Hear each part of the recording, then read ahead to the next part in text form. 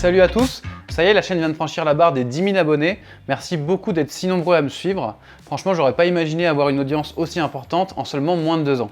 On va fêter ça dans cette vidéo qui sera la dernière avant les vacances. Je vais commencer par répondre à vos questions que vous m'avez posées pour la FAQ et ensuite je vous annoncerai le concours de l'été avec des gros lots à gagner, donc restez bien jusqu'à la fin. Allez, on commence par la FAQ, j'ai reçu beaucoup de questions. C'est parti! Alors on va commencer par les questions sur mon parcours, il y en a eu pas mal, et en plus elles se complètent bien. Donc déjà on a Tamsco qui nous dit « Raconte-nous tes débuts, ton commencement, ta carrière, d'où t'est venue l'idée ?» Alors moi à la base il faut savoir que j'étais pas du tout passionné par la vidéo. Ce qui m'a intéressé en premier c'était la musique. Vous voyez ici que j'ai une guitare.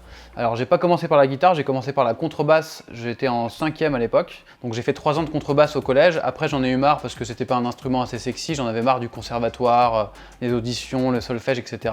Mais ma famille a eu la bonne idée de me pousser à continuer la musique avec un autre instrument et du coup j'ai commencé la guitare en seconde. Donc là je faisais de la guitare sèche et électrique, j'en faisais tout seul mais j'en faisais aussi en groupe. Et c'est ça qui était hyper stimulant, c'est de pouvoir faire des concerts en public, que ce soit à la fête de la musique ou alors dans des salles de spectacle. Et du coup, ça m'a donné envie de travailler dans le monde du spectacle, de la musique et d'être ingénieur du son. Deuxième question, on a Mister Opir qui demande qu'est-ce que j'ai fait avant, quelles études. Pour devenir ingénieur du son, en fait, le cursus à suivre, c'est BTS audiovisuel option son après le bac et après une école supérieure où on rentre à bac+2. Donc moi, ce que je voulais faire, c'était l'école Louis Lumière en cursus son. Donc j'ai fait un BTS audiovisuel option son dans une école privée à Lyon parce que j'ai pas été pris dans le public. Moi, ce qui m'intéressait, c'était de faire du son, mais vu que le BTS audiovisuel, c'est un BTS qui est très axé télé et cinéma, même quand on est en son, en fait, on fait beaucoup de sons appliqués à l'image, moins pour la musique, et ben en première année, on avait quand même quelques cours de cadrage et de montage. Donc moi, c'est là que j'ai fait du montage pour la première fois, en première année de BTS, et on montait sur Adobe Premiere. Ensuite, je suis allé au bout de mon BTS, toujours dans l'optique d'intégrer après l'école Louis Lumière en option son et devenir ingénieur du son. Et en parallèle de mes 2 années de BTS, je me suis mis à faire mes premières vidéos, des courts-métrages que je faisais avec ma famille, les week-ends, pendant les vacances. Et je filmais avec mon iPhone de l'époque, un iPhone 4S qui avait déjà une super qualité. Et je montais sur Adobe Premiere, c'était la version CS6, avec les quelques notions que j'avais appris en BTS. Mais bon, c'était assez léger, donc je regardais quand même des tutos sur YouTube pour aller un peu plus loin.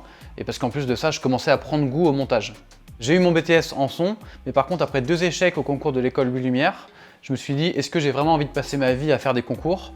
Surtout que je trouve que l'ambiance dans cette école-là, quand je vais passer mon concours, a l'air d'être très élitiste, très prise de tête. Les gens ont l'air de vraiment trop se prendre au sérieux et ça ne correspond pas vraiment à ce que je veux faire. Donc j'ai pris la décision, à l'époque j'habitais en Savoie, je me suis dit, allez, il est temps de trouver un travail. Donc je suis monté à Paris parce que je me suis dit, dans ce domaine-là, si tu veux optimiser tes chances de trouver un job, il faut que tu ailles à Paris. Et j'ai commencé à chercher du travail, non pas dans le son, mais dans le montage vidéo, parce que j'avais vraiment pris goût à l'image et je voulais pas faire que du son, je voulais faire du son, mais appliqué à de l'image. Et ce qui est bien dans le montage vidéo, c'est qu'on fait à la fois de l'image et du son. Et en plus de ça, en termes de débouchés, j'étais conscient que dans le son, c'était quand même une niche avec très peu de postes. Dans les studios d'enregistrement ou dans les salles de spectacle, c'est très restreint. Mais par contre, le montage vidéo, avec la télé, le web, etc., il y a beaucoup de débouchés. Donc j'ai envoyé mon CV partout où je pouvais, sachant qu'à l'époque, les seules expériences que j'avais en vidéo, c'était les courts-métrages que j'ai fait en famille, donc c'était quand même assez léger. Mais bon, il fallait mieux mettre ça que rien. Au bout de 4 mois sans rien trouver, je commençais à en avoir marre. Alors c'était pas non plus le néant, j'ai eu quelques opportunités de faire un service civique payé 500 €, quelques missions, mais en tout cas, c'était pas des choses qui m'intéressaient suffisamment pour que j'accepte. Donc je me suis dit, même si je trouve pas du travail, j'ai envie de faire quelque chose de mes journées, j'ai envie de créer des vidéos. Et on en arrive à la question de Markisy66, est-ce que c'est ma première chaîne YouTube? Eh ben non, c'est pas ma première parce que la première, je l'ai créée à ce moment-là, en janvier 2016. Alors c'était pas une chaîne de tuto, loin de là, mais c'était une chaîne d'humour.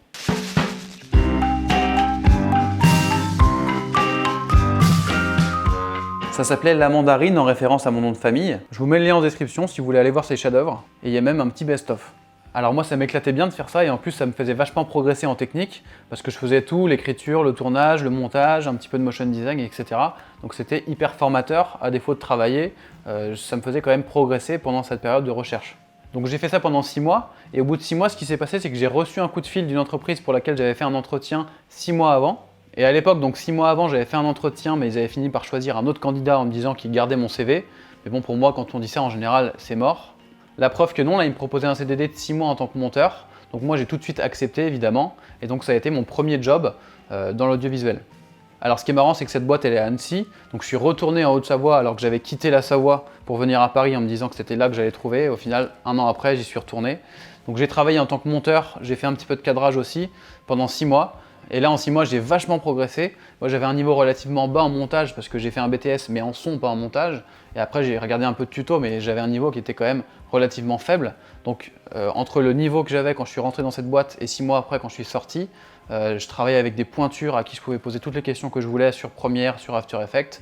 Donc, c'était hyper formateur. Vraiment, ça a été une super expérience pour moi, je leur dois beaucoup. Donc, c'est une boîte qui s'appelle Pixpocket à Annecy. Ensuite, Mister Opir demande comment j'ai réussi à taffer pour France 2. Alors j'étais en contact avec un monteur de France 2 qui à la base est un ami de mon frère. Et ça faisait quelques mois qu'il me disait à France 2 ils sont en train de passer de Final Cut à Premiere. Donc ils cherchent de nouveaux monteurs sur Premiere. Alors moi dès le début je lui ai dit oui, je suis hyper chaud, c'est une super opportunité pour moi donc franchement il faut que j'y aille. Alors à France Télévisions la plupart des monteurs sont intermittents du spectacle. Ça veut dire qu'on n'a pas des contrats en CDI ni en CDD de plusieurs mois, mais c'est comme si on avait des petits CDD mais d'une journée à chaque fois. Donc potentiellement on peut travailler une seule journée dans la semaine, ou 2 journées éparpillées, ou 3 journées, 4 ou 5. Donc moi quand j'ai commencé on m'a fait faire une journée d'essai, donc c'est pas un gros risque pour eux parce que si ça se passe pas bien après, ils sont pas obligés de refaire appel à nous, alors que si c'est un CDD ou un CDI, c'est différent, il y a un engagement sur la durée. Donc j'ai fait ma première journée à France 3 parce que c'est là qu'on commence en observation derrière un autre monteur. C'est vrai que c'était vachement impressionnant d'arriver dans une grosse boîte comme ça, avec énormément de gens, des journalistes, des monteurs, des rédacteurs en chef, des ingé son, etc., etc. C'est vrai que ça fait quelque chose quand on arrive d'une petite boîte, entre guillemets, d'une dizaine de personnes. Et moi, ça m'a tout de suite plu parce que c'est hyper stimulant de travailler dans ce genre de production où il faut rendre quelque chose tous les midis et tous les soirs, quoi qu'il arrive. C'est aussi hyper formateur en tant que monteur. On n'a pas le temps de se poser 10 000 questions. Et donc j'ai commencé à France 3 où je bossais pour les journaux du midi et du soir. Ensuite je suis passé à France 2 où l'exigence est un peu plus élevée. Donc pareil, je bossais pour le 13h et pour le 20h. Et ensuite je suis monté à l'œil du 20h, qui est une rubrique beaucoup plus exigeante encore en tant que monteur. Parce qu'il faut faire non seulement du montage, mais il faut aussi faire de l'habillage sur After Effects, il faut rajouter des musiques, etc., etc. en faisant des modifications au fil de la journée parce que ce qui est important avant tout, c'est le fond des sujets, c'est pas la forme. Donc il faut être prêt à chambouler tout le montage à 17h, 18h. Et c'est vrai qu'il y a une certaine pression au fur et à mesure que la journée avance. Donc c'est pour ça que c'est un peu plus exigeant que les sujets classiques. Et donc Mister Opir demande si travailler pour la télé c'est bien. Je dirais que dans les points positifs, il y a le fait d'être dans une grosse machine avec une exigence de production chaque jour qui fait que en fait, c'est ultra stimulant quand on est là-dedans.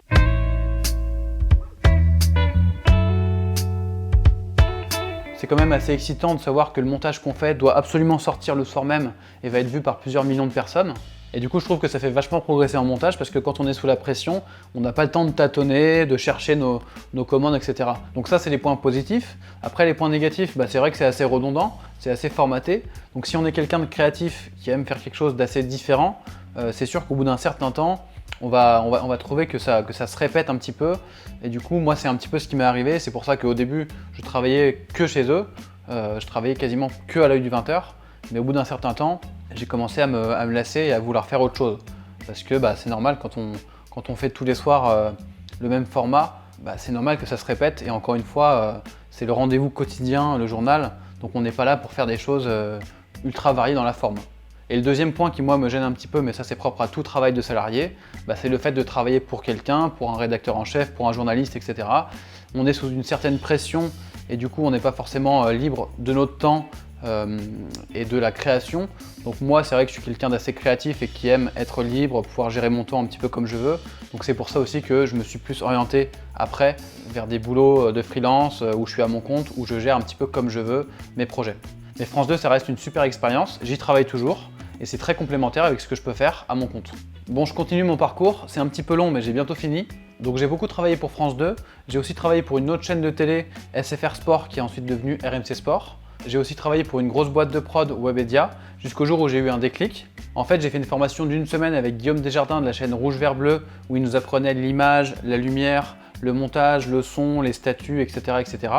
Et moi déjà ça m'a fait passer un cap en termes de technique, notamment caméra et lumière, et surtout ça m'a donné envie de me lancer en freelance pour faire mes propres projets. Donc à l'été 2018 j'ai lancé mon auto-entreprise et j'ai commencé à faire des vidéos corporate pour des clients.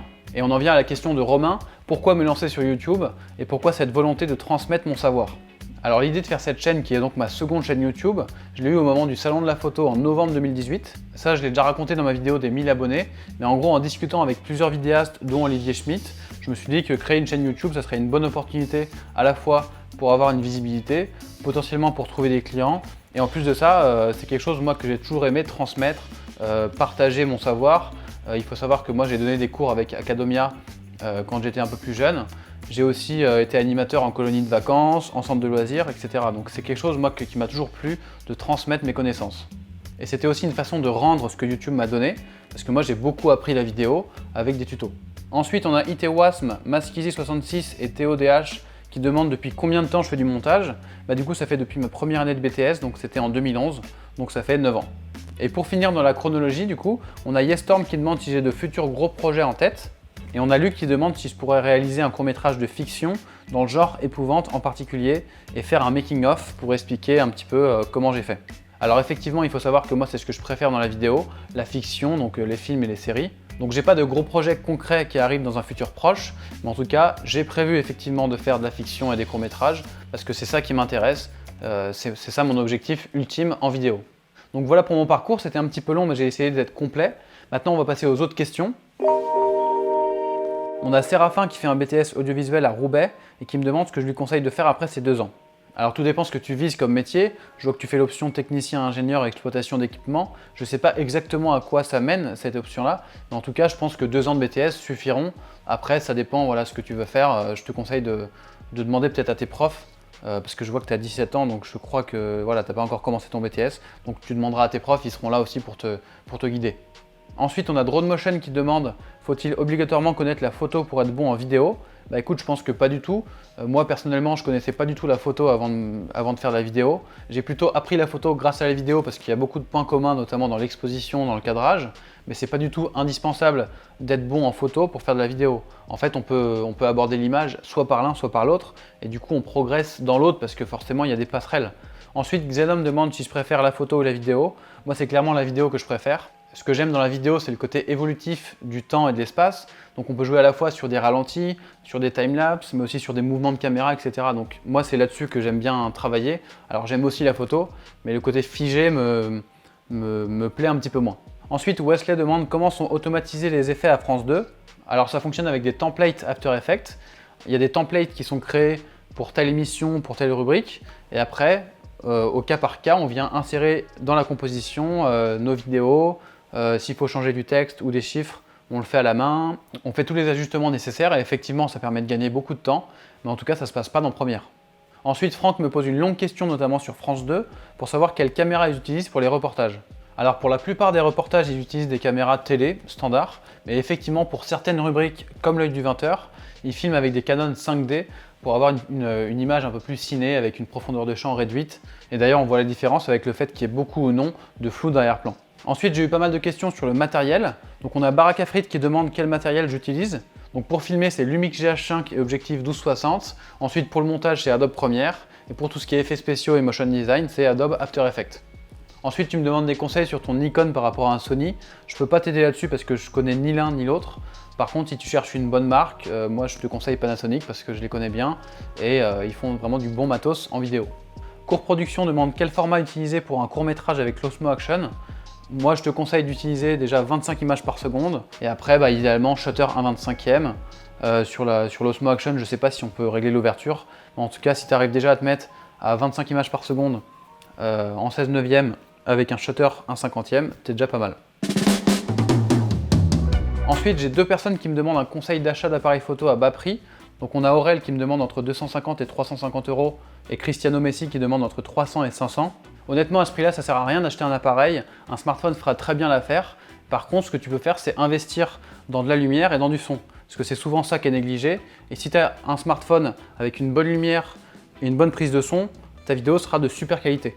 Donc pour la lumière, tu peux prendre un panneau LED Pixel P50 qui m'éclaire là d'ailleurs, qui est très bien. Et pour le son, tu trouveras des micro-cravates de très bonne qualité qui se branchent directement en jack sur smartphone. Ensuite, Charles me pose plusieurs questions. Donc déjà, le S1 et le S1H, je ne les ai pas achetés, c'est Albert de SOS Ciné qui me les a prêtés. Ensuite, qu'est-ce que je pense du Sony A7S III et de l'EOS R5, des caractéristiques annoncées et qu'est-ce que je voudrais voir dans ces boîtiers? Honnêtement, j'en pense pas grand-chose et ça m'intéresse pas vraiment parce que moi, je suis satisfait en fait de ce que j'ai, donc du GH5 chez Panasonic. J'ai testé le S1H de chez Pana, donc, qui est vraiment la gamme d'au-dessus. Donc je pense que si je montais en gamme, je passerais avec le S1H. Mais en tout cas, je suis vraiment satisfait du GH5 et je pense qu'il faut arrêter de vouloir tout le temps changer de boîtier, prendre le nouveau, la nouveauté, le nouveau truc qui vient de sortir. c'est pas comme ça qu'on progresse en image, en vidéo. C'est avec les compétences, avec le cadrage, avec l'exposition, avec toutes les compétences créatives et non pas le matériel. Kaizo me demande, en ayant le budget, qu'est-ce que je choisirais entre le S1H et l'A7R3, sans hésiter le S1H. Et enfin, Mathieu Mesiraka me demande si je lui conseille plutôt une Sony PD150 ou une Panasonic AGX 100 pour faire de la fiction. Et bah Mathieu, j'ai envie de te répondre, comme j'ai dit avant, au bout d'un moment, il faut arrêter de tout le temps penser matériel. Avant ça, il faut que tu progresses en cadrage, en lumière, en composition. Donc essaye de progresser en artistique avant de vouloir absolument avoir le meilleur matériel. Et en plus de ça, il me semble que ces deux caméras-là, elles ne sont pas d'autofocus, donc ça sert à rien quoi. Viperfield demande si c'est utile de porter des lunettes anti-lumière bleue pour faire du montage vidéo pendant tout un après-midi par exemple. Alors moi effectivement, je porte souvent des lunettes anti-lumière bleue quand je fais du montage, parce que de toute façon c'est pas bon de passer toutes ces journées devant un écran. Et j'ai remarqué depuis que je fais ça que j'avais un petit peu moins de maux de tête. Après c'est pas forcément clairement prouvé, mais moi j'ai remarqué que ça me faisait du bien, donc j'en suis satisfait. Ensuite, Itevas me demande, partie montage, comment se faire violence pour faire une vidéo de qualité sans y passer des heures et des heures à la peaufiner. Ça c'est vrai que c'est une question assez vaste parce qu'on peut avoir tendance à revenir sans cesse sur notre montage parce qu'on se dit qu'on peut l'améliorer. Si je peux te donner 2 conseils pour tes montages, c'est déjà fais beaucoup plus court que ce que tu penses.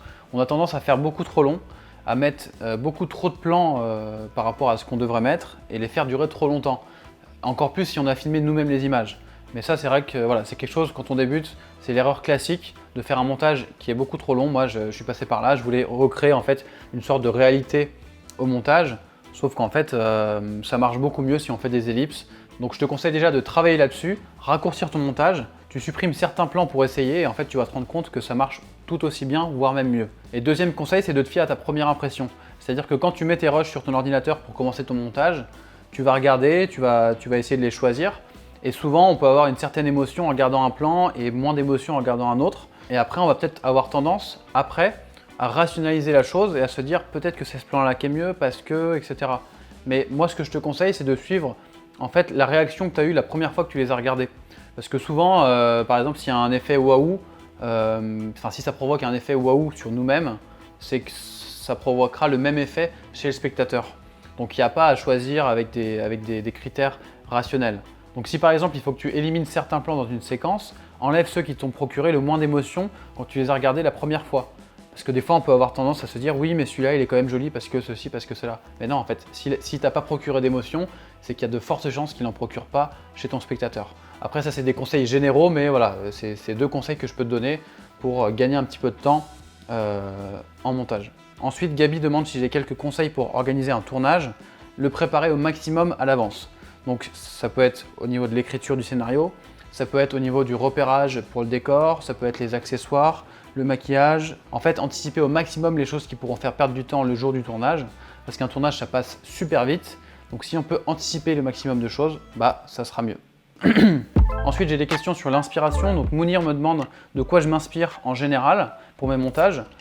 Bah, je dirais pas que je m'inspire de quelque chose de concret, de particulier, mais je pense que en fait, inconsciemment, je m'inspire d'un petit peu de tout ce que je regarde. Moi, c'est surtout la fiction, hein, donc que ce soit les films ou les séries que je regarde.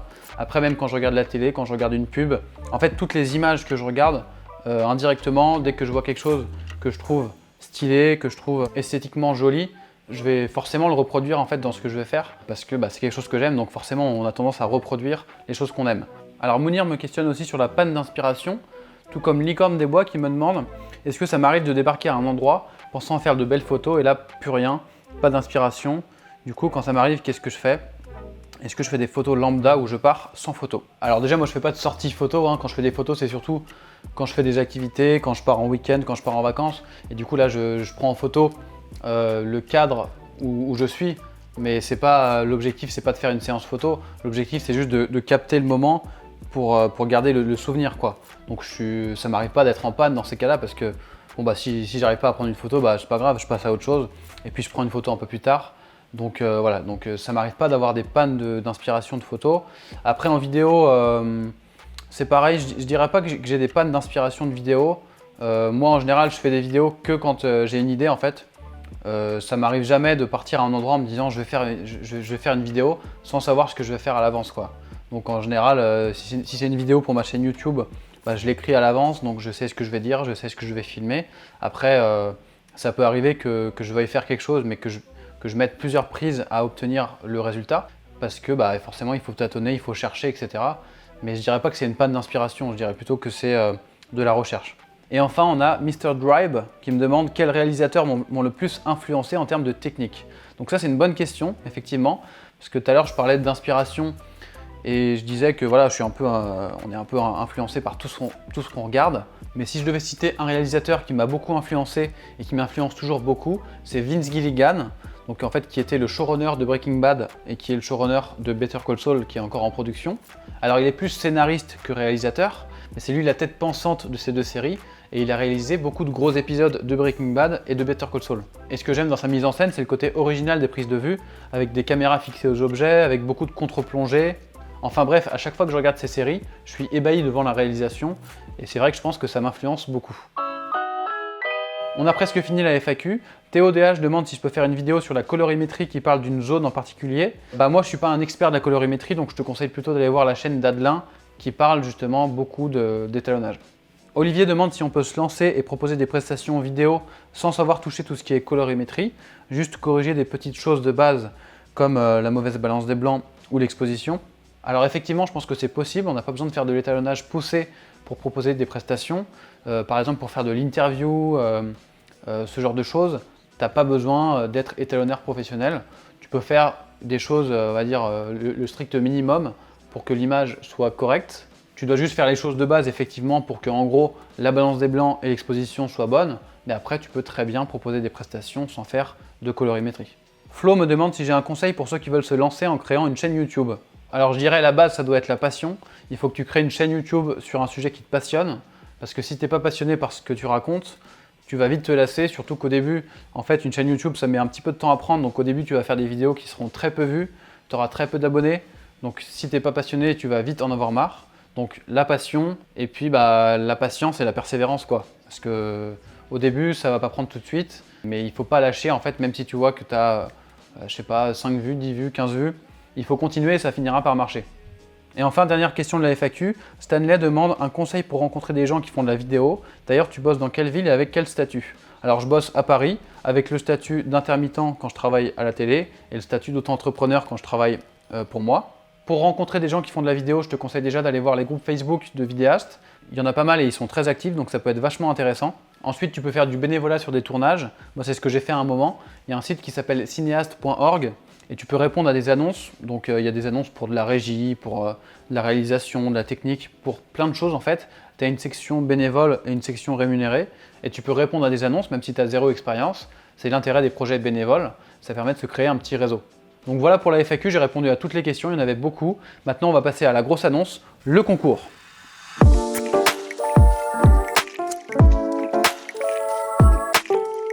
Alors vous avez tout l'été pour créer la vidéo que vous voulez en respectant les consignes suivantes. Donc il faut qu'elle dure maximum 1 minute 30. Ensuite, il faut qu'il y ait au moins un hyperlapse dans votre vidéo.